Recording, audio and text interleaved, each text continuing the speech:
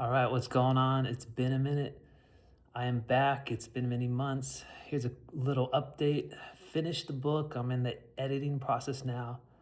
It's a little bit tedious, but it is what it is, as a famous yogi said. Probably on the fourth or fifth edit. Every time I go back, I find something like a period or a semicolon that shouldn't be there, or choose instead of chose, or how to reference photos. There's all sorts of stuff. It'll mostly be good. I mean, it'll be good. It'll be mostly professional. There'll be maybe a couple photographs that aren't properly cited, but I don't really care. The whole message is the book is Realize the Self, a step-by-step guide to self-realization. And in that book, I added a 4-month step-by-step plan that'll take you there. If you do it, most people will not do it. I don't know what it is. There's some sort of mental stumbling block that won't allow most people to do it. They won't believe it. There'll be some sort of excuse the mind will project to them. And so if you could overcome that and have a desire, whether it be through curiosity or you're tired of suffering, that's a couple vectors right there, would be curiosity. And if you're done with the world and suffering and you want that everlasting happiness, peace, joy, equanimity, bliss, the self is often called in the Upanishads and the Vedic texts Sat Chit Ananda, existence, consciousness, and bliss. And actually, Ananda is going to be the topic of the second book that I'll have. And that relates actually to gamma brainwaves. Fascinating, fascinating. I was doing a lot of studying of that recently and getting that prepared for next year. That'll be coming out. But in the meantime, this book is a step-by-step guide to self-realization. Anyone and everyone can do this. I urge everyone to do this as soon as you can. You never know if we're going to be here tomorrow. At any time we could die. And once we die, we'll come back to this earth again. Our memory's wiped. We forget everything. You'll forget what I said. It's just, if you could hear my words, I urge you to do it, to realize the self. It's not that hard. You can do it in months. The Upanishads directly says it only takes 6 months. I have a 4-month plan, but I added a 1-month pre-training plan with the development of 4 Brahma Viharas. That's in Buddhism. They call that loving kindness, compassion, empathetic joy, and what's the 4th one? Equanimity. And so I have a month where you develop those, and you could do those through meditations. You could do those through service to others. You could do those any way you can. Develop those loving qualities. Those are the qualities of the self, of our true nature. And the book should be out. I have a tentative date of 2/22/2026. Originally, I had January 1st, but I moved it back because of that tedious editing process. I must have edited like 4 times. And I'm still finding, like I said, those semicolons or whatever. It's like you look and then you take a break, then you look again and you find more stuff. I'm like, what is going on? It's either that or you hire a professional editor. But the thing is, with a professional editor, they don't really know. There's like an energetic nature to the words in the book that'll actually help you realize the self. And that self will be in the stillness of the thought and in the mind. And knowing the information, knowing who you are beyond the mind, that is one of the greatest knowledge, the greatest ways to the self. So it's beyond the mind, and anything that stills the mind with deep wisdom will get you to the self. And so once you read the book, and then maybe you read it a couple times, I have all these, you are that, you are the self, you are the boundless, you are the eternal. I have this over and over again. And that will activate your subconscious. It will activate the internal knowing that you already are. It's just the mind covers it up. And who are we? I already went over that many, many times. It doesn't matter how many times I say it, it can only be experienced. Only. It is the wordless, the ineffable. It's infinity. How do you explain infinity? You can't, really. But going over and writing the book, I've found so many fascinating things.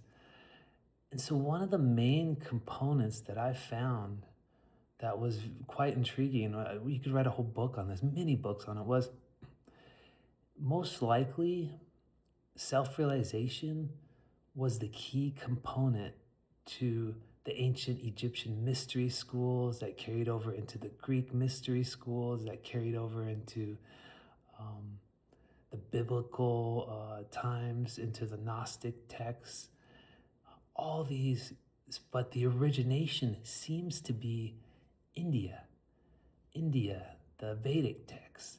And so what I found was the oldest documentation that I found comes close to 8,000 years ago in the Indus Valley civilization. That's a theory or hypothesis, one or the other. I don't know, they're about the same to me, almost. And so what we have at the Indus Valley civilization is one of the earliest known records of a civilization around 8,000 BC. So that would be 10,000 years ago. And from there, I put that as a starting point. So in one of the first chapters of the book, it's on the historical aspect of self-realization. So what we have in the Indus Valley civilization is there's what appears to be a sphinx, the Sphinx of Balochistan. And then I traced it from there, and from there we go to Egypt. A lot of the classical, common archaeological historians would say that India came from Egypt, or Egypt went to India. They have into India theory. Actually, it appears it's out of India. And so all these ideas stemmed out from India. And then we have Egypt, and there's some amazing commonalities between Egypt and India, which I talk about in the book. There's allegedly a verse from the Bhagavad Gita on the Saqqara step pyramid. You could Google that and find information on that. I mean, there's not a lot there, but it's very fascinating. There's like Nile River could have came from the Sanskrit word Nila, which means blue. And there's all sorts of commonalities from the gods. The gods are very similar. And then we have there's so much. And from there we have Greece. And so a lot of the information from Egypt went to Greece. A lot of the ancient Greeks actually went to Egypt to study. And get this, you're going to find some Greeks that actually went to northern, which is modern day northern Pakistan, but the Indus, I think it's the Indus Valley civilization back then. It was probably called something else. As time evolved, it evolved into a different name. But Taxila, Takshishila is the Sanskrit term for Taxila is what the Greeks called. But this is a school, one of the most amazing historical earliest schools of antiquity in northern Pakistan.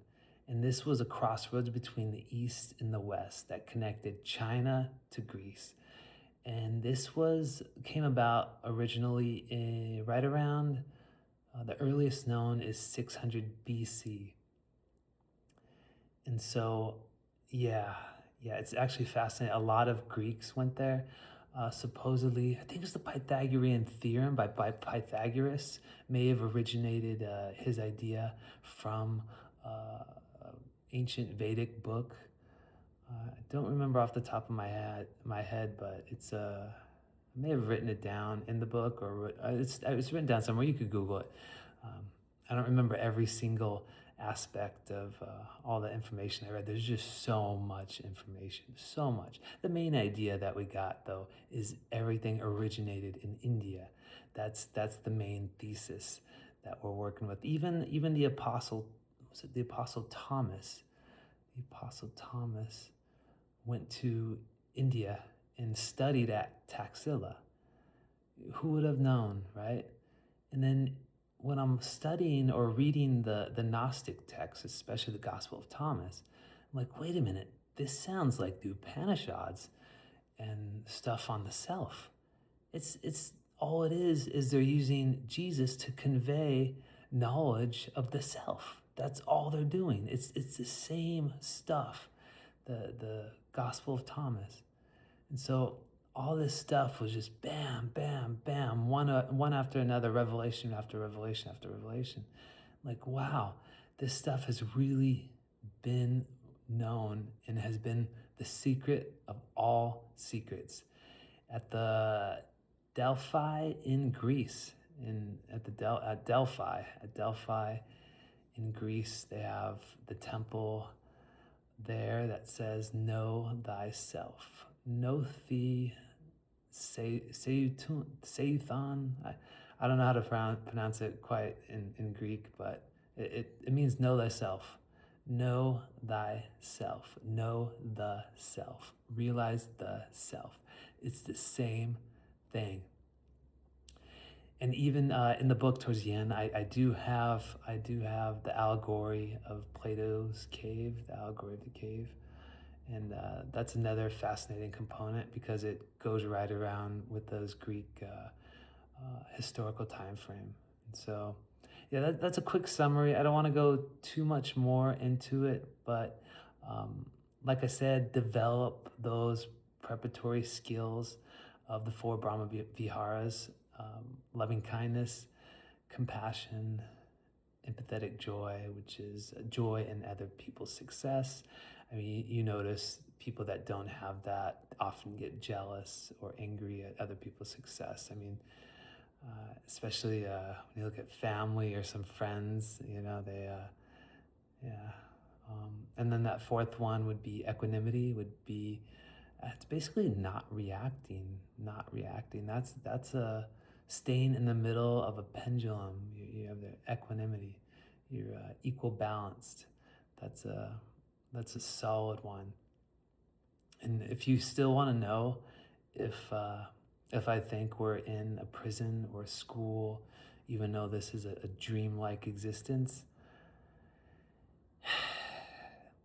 the more I study, the more it appears that for the darker answer, and we'll go more into that later. It doesn't make any sense that, once you realize who we are, which is everything, which is infinity, it kind of doesn't make any sense that we need to come here to learn something. We need to come here to evolve. We need to do this. We need to do that. No, we don't need to do anything because we're everything. And so that stuff, it's all hogwash. It's all nonsense. So if you want to come back, then don't realize the self. If you don't want to come back, then realize the self. How sure am I that once you realize the self that you won't come back? 99% sure. The Upanishads, basically, I read a good amount, not all of them or every single one, but that's all they talk about. They talk about realizing the self, that you don't come back. And it's quite fascinating too, the origination of the moon and the reincarnation trap may have stemmed from the Upanishads, may have stemmed from that. Because it says in the directly in it that you reincarnate through the moon or you escape through the sun. And so either it's not an exact, meaning, or it means something else, but I think it does mean the exact.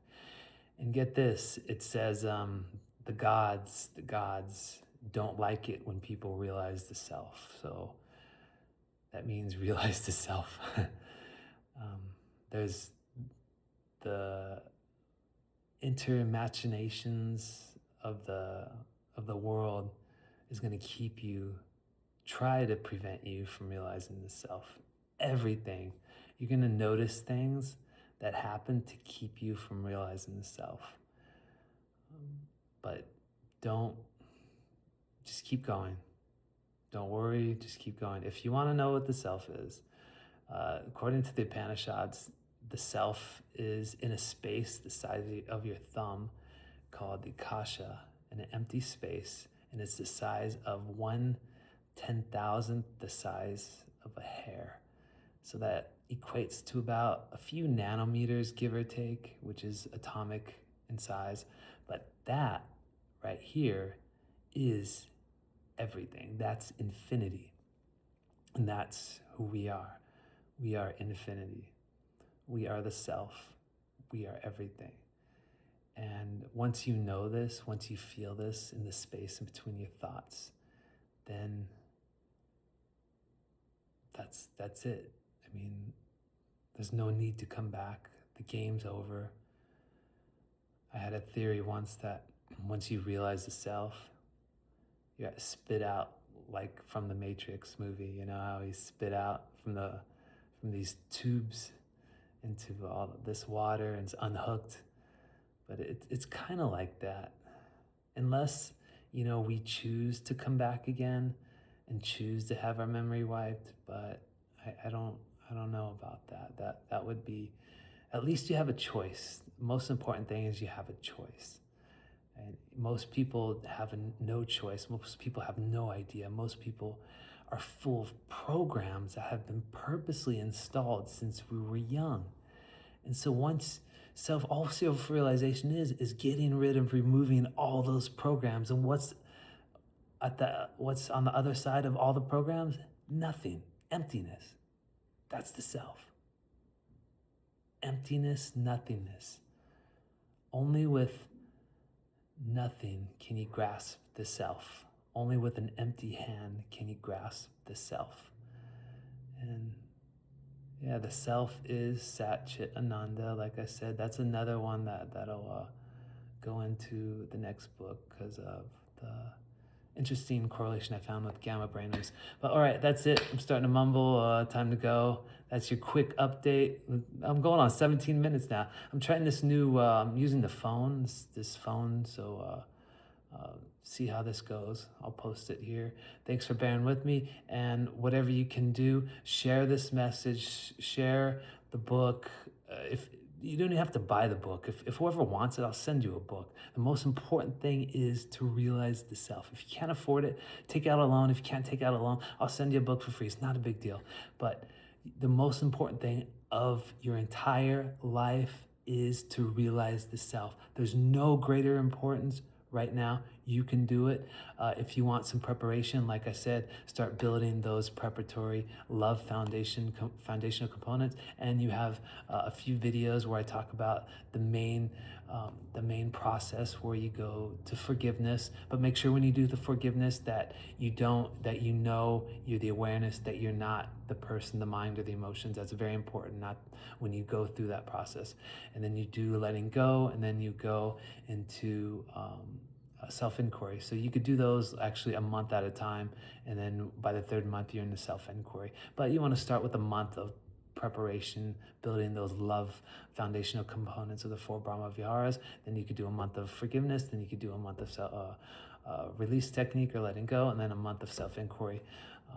And that's it. That'll get you boatloads ahead in knowing who you are and what it feels like, and that sort of stuff that I convey in all the videos. And I hope the voice in those earlier videos with the stillness and the pauses in between the words will help induce the stillness and self-realization. I'm pretty sure it'll help. But that was the whole main point of those. So thank you for being here. And actually, I might as well just keep recording. I gotta get the hang of this again. So thank you for being here, and see you later.